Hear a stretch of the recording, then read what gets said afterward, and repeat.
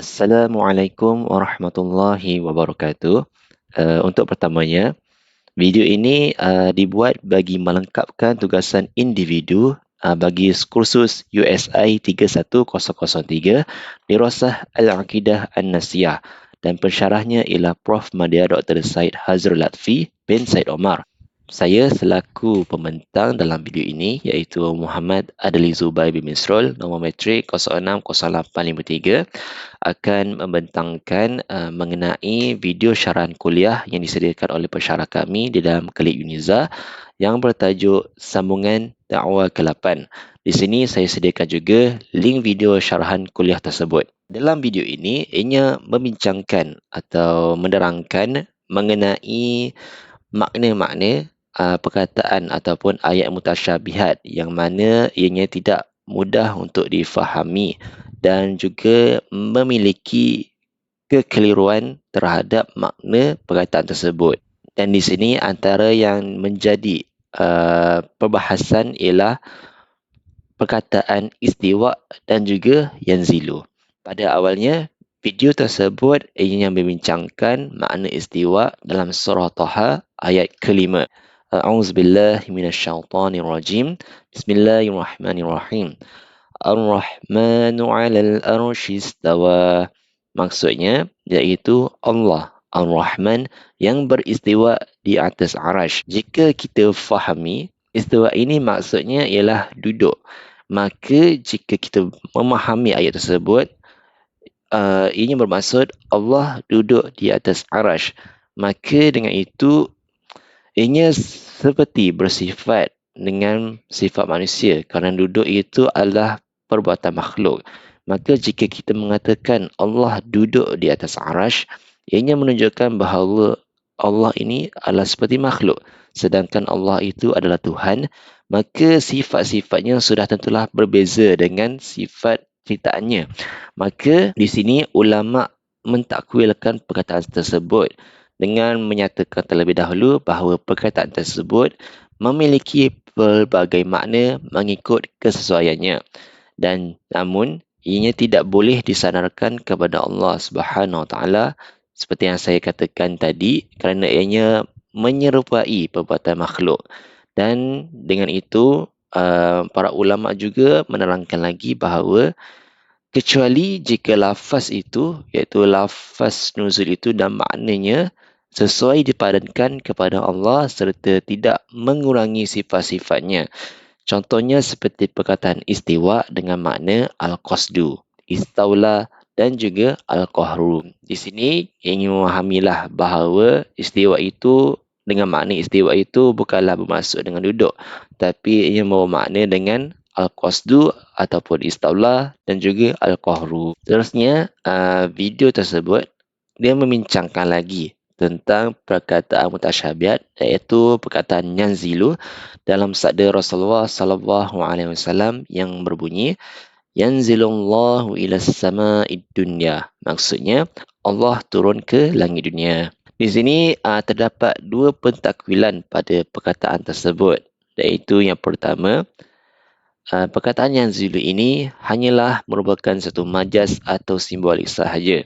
Jika perkataan tersebut bermakna benar-benar turun, maka ia disandarkan kepada malaikat Allah Subhanahu Wa Taala. Misalnya ayat tanya kampung itu.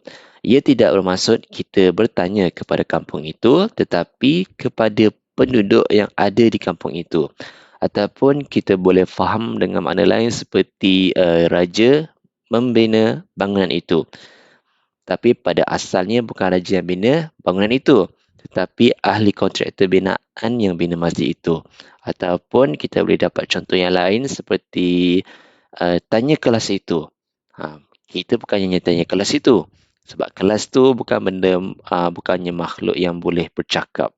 Maka ianya difahamkan tanya orang yang ada di dalam kelas itu.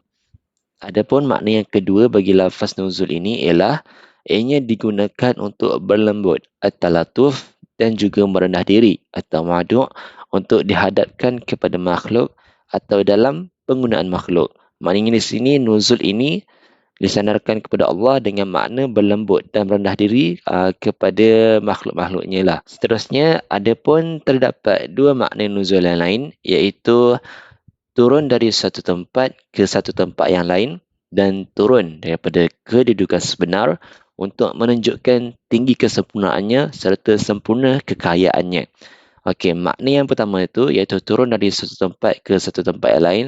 Ianya seakan seperti mengikuti perbuatan manusia lah. Maksudnya kita turun dari tingkat kedua kepada tingkat satu. Maknanya begitulah untuk makna yang pertama itu. Dan untuk turun daripada kedudukan sebenar, iaitu makna yang kedua, ianya bermaksud Allah turun daripada kedudukan sebenarnya. Okey, saya bagi pada contohnya. Contohnya seperti raja turun daripada kedudukan sebenarnya untuk menjadi seorang hamba ataupun seorang yang lebih bawah lagi lah kedudukannya daripada raja tersebut. Maka di sini berdasarkan kepada makna-makna tersebut, yang pertama tadi itu mustahil bagi Allah Subhanahu Wa Taala jika nuzul itu bermaksud turun ke suatu tempat kerana ia melazimi makna makhluk seperti mana yang saya katakan pada bahagian istiwa tadi. Nuzul ini jika disandarkan kepada Allah, maka perkataan nuzul ini iaitu perkataan turun itu disandarkan kepada Allah Subhanahu Wa Taala, maka ianya seolah membuatkan Allah ini menyerupai manusia. Kerana perkataan turun itu adalah perkataan bagi manusia, perkataan makhluk. Maka ianya tidak bolehlah disandarkan kepada Allah dan mustahillah uh, perkataan makna-makna manusia ini boleh disandarkan kepada Allah Taala kerana Allah Subhanahu Wa Taala itu adalah Tuhan kepada kita. Maka ada pun makna yang kedua iaitu gugurnya kemuliaan Allah Subhanahu Wa Taala itu juga adalah mustahil kerana Allah itu maha sempurna. Jadi amat mustahil lah jika kita mengatakan bahawa Allah itu turun daripada kedudukannya. Kerana Allah itu adalah Tuhan yang maha sempurna. Adapun nuzul itu dengan makna Allah berlemah lembut dengan hamba-hambanya, memberi rahmat kepada mereka, tidak gugur pun sifat-sifatnya, maka makna itu boleh digunakan serta harus dipadankan kepadanya. Makna kata perkataan nuzul ini adalah menunjukkan bahawa Allah ini ianya berlemah lembut kepada hamba-hamba dia. Memberi rahmat dan segi kepada mereka, memberi pertolongan dan juga bantuan kepada hamba-hambanya, memberi kasih sayang kepada hamba-hambanya, maka ianya bolehlah disandarkan atau dipadankan kepada Allah Subhanahu Wa Taala.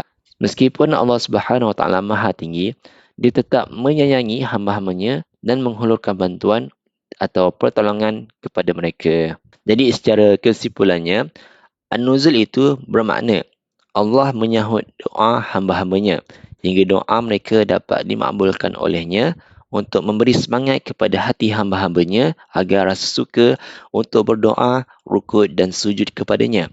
Jika tiada sifat nuzul itu dengan makna lebih kurang atau bertolak ansur dari aspek keagungan Allah Subhanahu Wa Taala, nescaya akan bisulah segala hati dan mulut serta kakulah segala anggota badan manusia daripada bertafakur kepada Allah Subhanahu Wa Taala. Makna dengan secara ringkasnya, An-Nuzul ini bermaksud Allah memberi pertolongan kepada hambanya, menyahut doa hamba-hambanya, memberi rahmat dan rezeki kepada mereka supaya hamba-hambanya sentiasa rasa suka dan bersemangat untuk beribadah kepada Allah Subhanahu Wa Taala. Dan jika Allah tidaklah bersifat demikian, maka ini membuatkan hamba-hambanya akan berhenti untuk bertafakur kepada Allah Subhanahu Wa Taala. Jadi dengan itu Allah bersifat Maha Pemurah dan Maha menyayangi hamba-hambanya, maka dengan itu ia sentiasa memberi pertolongan dan bantuan kepada mereka untuk sentiasa bertafakur kepada Allah Subhanahu Wa Taala. Adapun terdapat beberapa persoalan yang timbulkan. Yang pertama, mengapa dikatakan langit dunia dalam sabda Nabi itu? Jawapannya, kerana langit dunia merupakan salah satu tahap langit yang paling rendah yang tiada lagi tingkatan selepasnya. Adapun persoalan yang kedua pula, kenapa dikhususkan turun setiap malam? Jawapannya, kerana khulwah iaitu bersendirian, ianya merupakan satu tempat yang dianggap makbul untuk berdoa. Berkhulwah sesuai dilakukan pada malam hari dan dengan itulah doa mudah dimakbulkan oleh Allah Subhanahu Wa Taala. Makna kata di sini ialah khulwah ini telah menjadi satu tempat yang dianggap mustajab untuk berdoa. Apatah lagi ditambah dengan pada malam hari, yang mana ia juga merupakan salah satu waktu yang paling mustajab untuk doa. Maka apabila tempat yang mustajab dan tambah lagi dengan malam yang mustajab untuk berdoa, maka doa itu akan menjadi lebih mudahlah untuk dimakbulkan oleh Allah Subhanahu Wa Taala. Jadi itu saja daripada saya. Sekian, terima kasih. Wallahu alam bisawab.